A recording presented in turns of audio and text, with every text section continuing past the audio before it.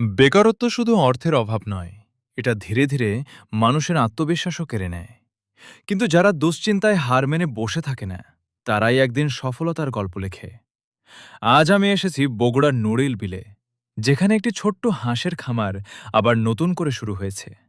একসময় এটি ছিল বাঁধন ভাইয়ের, আর এখন অন্য একজন উদ্যোক্তা নতুন স্বপ্ন নিয়ে খামারটি পরিচালনা করছেন। ভাবুন তো, যদি ২০০টি হাঁস থাকে এবং প্রতিদিন গড়ে ১৫০টি ডিম পাওয়া যায়, আর প্রতিটি ডিম মাত্র ১৫ টাকায় বিক্রি হয়, তাহলে দৈনিক বিক্রি দাঁড়ায় প্রায় ২,২৫০ টাকা। সব খরচ বাদ দিয়েও প্রতিদিন ১,০০০ থেকে ১,২০০ টাকা আয় করা সম্ভব। আর যদি হাঁসের সংখ্যা ৪০০ বা ৫০০ হয়, তাহলে আয়ের পরিমাণ কত হতে পারে সেটা একবার নিজেই হিসাব করে দেখুন। সফল হতে সবসময় বড় পুঁজি লাগে না, লাগে সাহস, ধৈর্য আর কাজ শুরু করার মানসিকতা।